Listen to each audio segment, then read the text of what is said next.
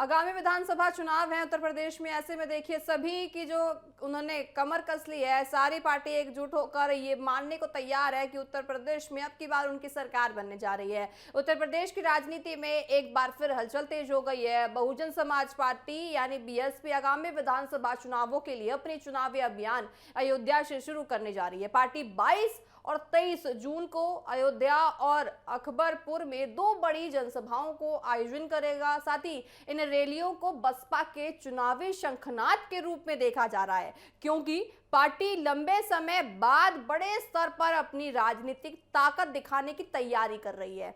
अयोध्या को पहली जनसभा के लिए चुनना राजनीतिक रूप से काफी महत्वपूर्ण माना जा रहा है। रामनगरी वर्षों से उत्तर प्रदेश की राजनीति और हिंदुत्व की राजनीति का प्रमुख केंद्र है। ऐसे में बसपा का यहां से चुनावी अभियान शुरू करना एक बड़ा राजनीतिक संदेश माना जा रहा है। पार्टी इस मंच के जरिए अपने समर्थकों और को सक्रिय करने के साथ साथ नए सामाजिक समीकरण बनाने की कोशिश कर रही है। इन जनसभाओं की जिम्मेदारी बसपा के प्रदेश अध्यक्ष विश्वनाथ पाल को सौंपी गई है। पार्टी के कई वरिष्ठ नेता और नए कार्यक्रमों में शामिल होंगे और कार्यकर्ताओं को आगामी चुनावों के लिए तैयार करेंगे। बसपा नेतृत्व का मानना है कि अयोध्या और अकबरपुर दोनों क्षेत्र राजनीतिक दृष्टि से बहुत ज्यादा महत्वपूर्ण हैं। यहां से मजबूत शुरुआत पार्टी को आगे बढ़ाने में मदद मिला सकती है। साथ ही बसपा इस दौरान अपने पुराने सोशल इंजीनियरिंग फॉर्मूले को फिर से मजबूत करने की दिशा में आगे बढ़ रही है।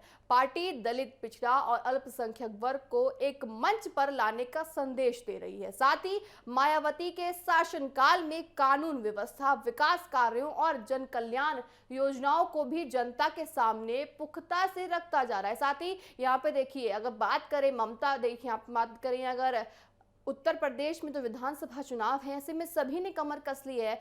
योगी आदित्यनाथ हो, अखिलेश यादव हो, साथ ही देखिए बीएसपी भी अब पूरे जोर शोर के साथ आगामी विधानसभा चुनावों की कमान संभालने के तैयार है। सूत्रों के मुताबिक इन जनसभाओं के बाद बसपा प्रदेश के अन्य जिलों में भी इसी तरह के कार्यक्रम आयोजित करेंगे। इतना ही नहीं, पार्टी जून महीने में कई विधानसभा सीटों पर अपने उम्मीदवारों के नामों की घोषणा भी कर सकती है, ताकि उन्हें प्रचार के लिए पर्याप्त समय मिल सके।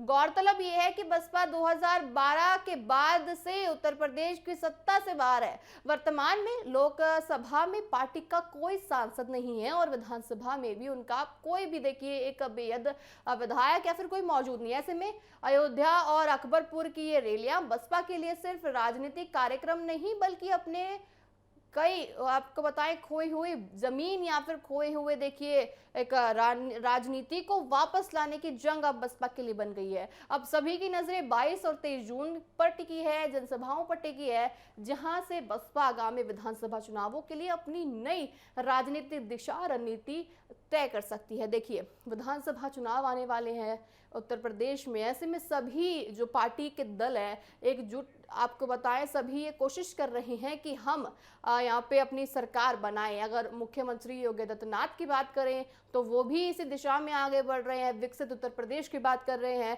साथ ही अगर हम अखिलेश यादव की बात करें तो वो भी पीडीए फॉर्मूले को ला रहे हैं। और अब देखिए यहाँ पे बसपा भी पूरी तरह से कोशिश कर रही है कि हम भी यहाँ पे पिछड़ा, दलित और अल्पसंख्यक का फॉर्मूला यहाँ पे उत्तर प्रदेश में ला सके। साथ ही देखने वाली बात होगी कि किस तरह से उत्तर प्रदेश की जो जनता है आखिर किसको चुनती है, कौन अब की बार कुर्सी पर बैठता है उत्तर प्रदेश में।